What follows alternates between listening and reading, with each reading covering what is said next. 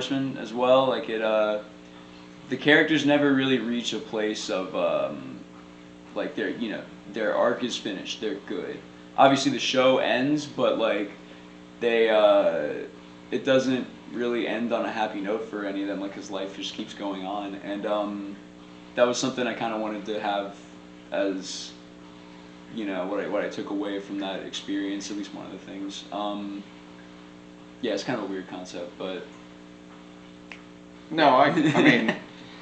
I wouldn't say weird concept, but I definitely Mhm. forgot I could read that. Yeah.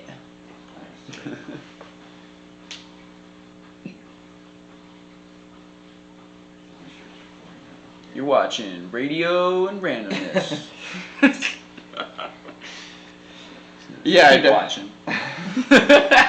I just thought about it. I was like, I gotta flip that. True. Yeah.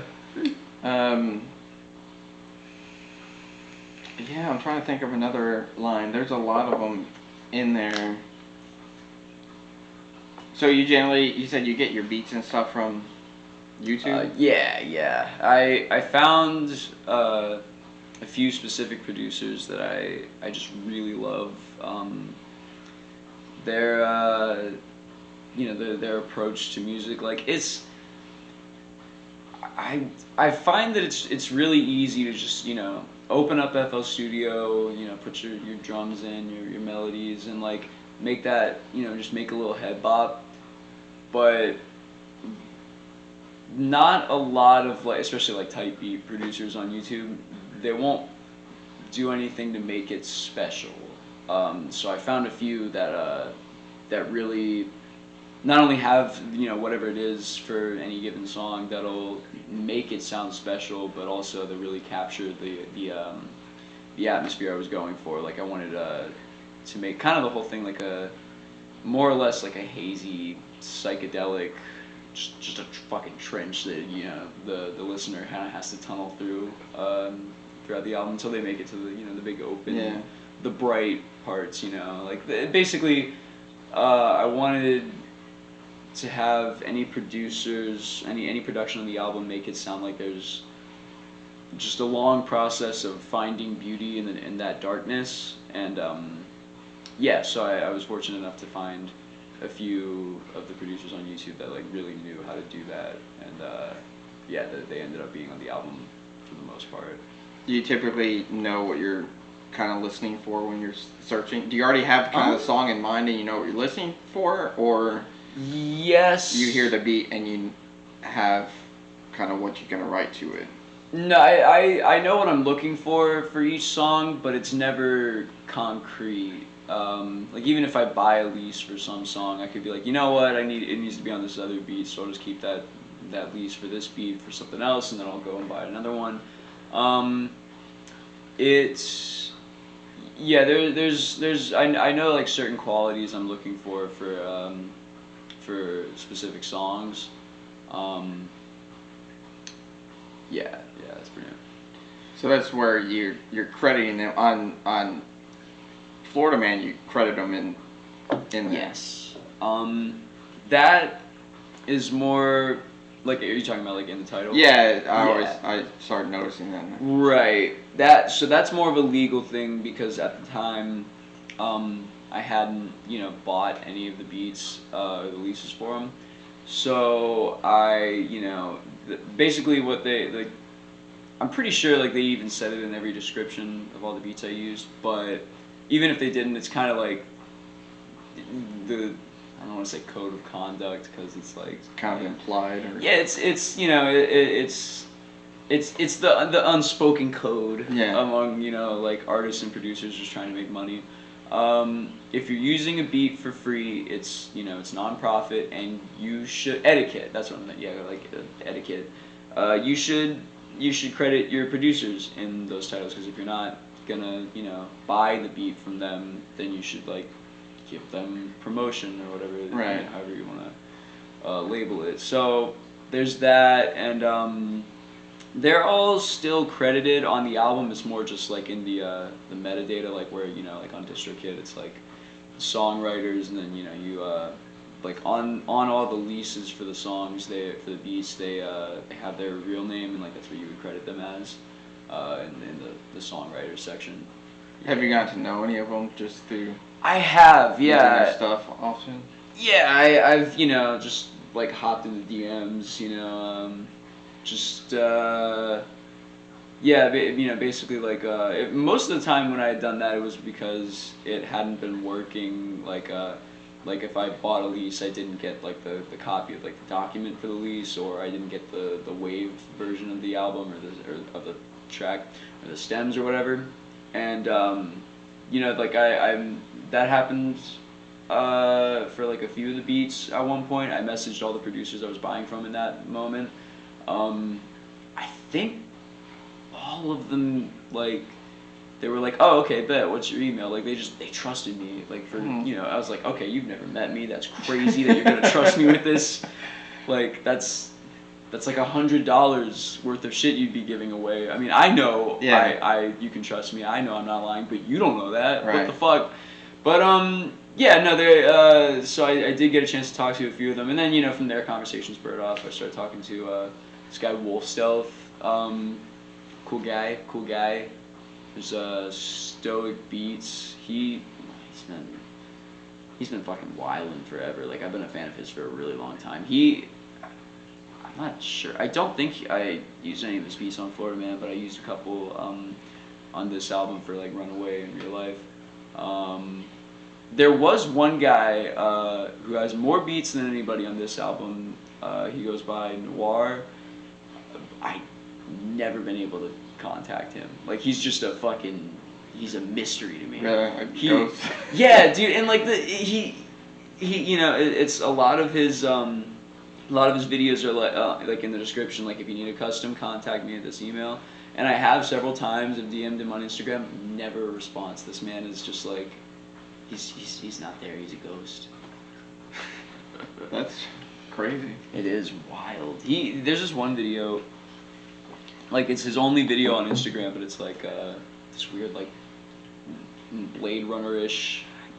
I don't know. It's weird. You gotta see that if you get a chance. It's like the only thing on his Instagram, and it's like, dude, you mystery. So you stick to Instagram. You don't. Yeah. Prefer any other. Fuck Twitter. Fuck Twitter. Fuck TikTok. Honestly, fuck Instagram too. But I gotta be somewhere, and it's like. Basically, for the most part, I've only ever been on like, aside from like I'm on Twitter because I had a manager for like a very brief period this year, and he was like, you gotta go on Twitter. I'm gonna run the account. You don't have to worry about it. I was like, okay, cool. I don't work with him anymore, so now there's just a Twitter. Yeah, yeah. I found that Twitter. It's the same handle that you have on Instagram, but it's like it's nothing. It's a wasteland. It's a barren fucking wasteland on Twitter.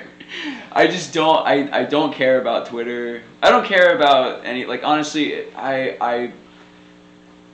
there's a lot of areas where I'm feeling the effects of like not having a team and it just being me. But God, if I could just never be on social media again, that'd be fucking awesome. I do it as a necessity just to remind people that I exist and I have music that they should listen to. That's it. Yeah. I don't fuck with social media. Yeah, I mean, I would go through phases where I get off for like certain periods of time, and I never really close the account. I just kind of like sign off or deactivate it. I'll delete the app, and it's like I always notice that when I delete the app and just like. It takes maybe 24 hours for me to like get out of that habit of let's see what's up on Twitter or whatever. Yeah. But after that, you just start finding other stuff to do, and it's like, man, the world is not as crappy as place as when like you're not getting all this bullshit on social media. Yeah. Honestly, like if you got all your information from I was telling somebody that at work the other day, it's like if you get all your information from Facebook, it's easy to feel like. We're at the verge of civil war and everybody hates each other. Yeah. But like then you get off of Facebook, it's like, well, I mean, I don't know what your beliefs are. I don't, whatever. I don't know if we're on the verge of civil war. Things are pretty fucking brutal in the world. Yeah. Not like in you know, like you and I's daily life. It's like we're not, you know, when we're done here, I'm not gonna like walk you to a car, and then there's gonna be like 5 shootings at a time that we're like, all right, man, thanks, see you later. But it is definitely a lot more like you basically filter out the good stuff about the world in general, and like you put that shit on Instagram. Like if you've never seen somebody get shot, you haven't been on Instagram for like 30 minutes in your life, you know. It's ridiculous. It is a lot of it, and you know it is important, but then it is important to make people aware that there's a lot of crazy shit going on all over the world.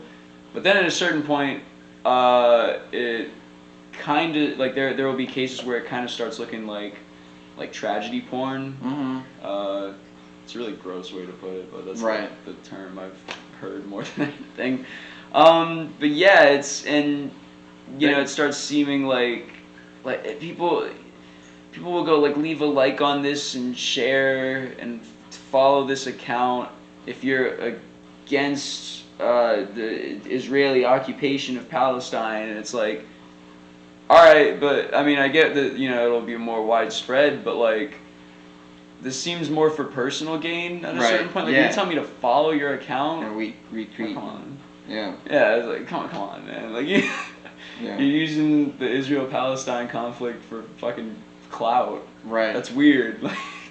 Yeah, I know. And it's the focus to me seems sometimes there's just so much negativity, and it's like every now and then you get blurbs of like, oh, there's still some good in the world here, something positive. It's like I don't get any of that. I don't know what side really? You're on. Yeah.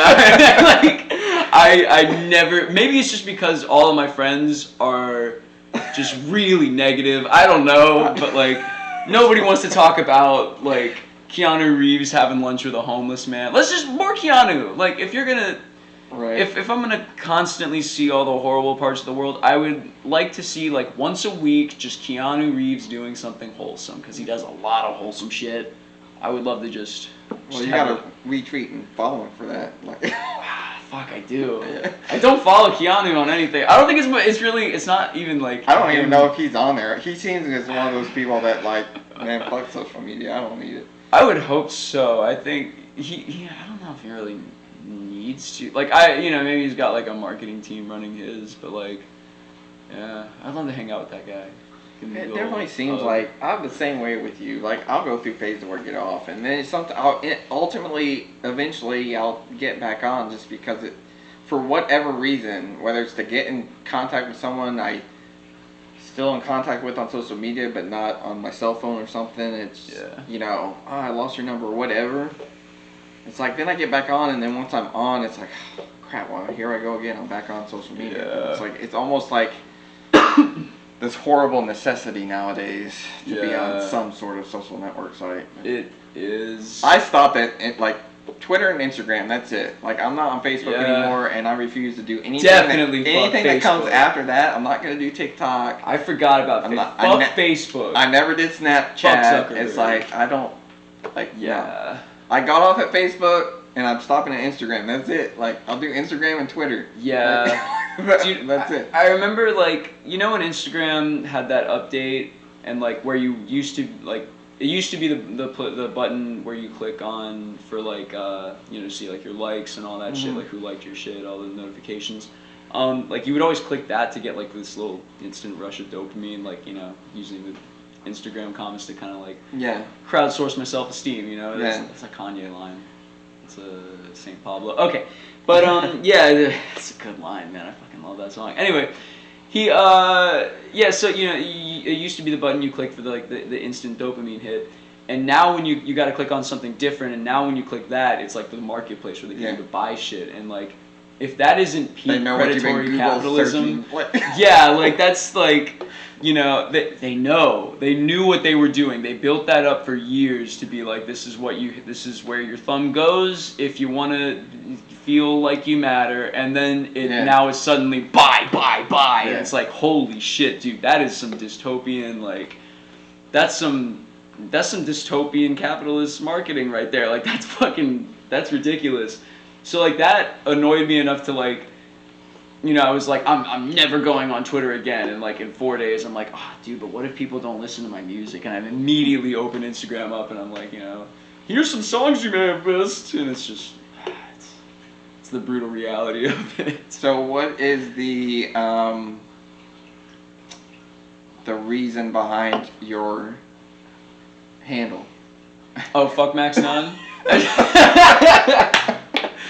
So, I was like, the first time you told me that, I was like, that's a very creative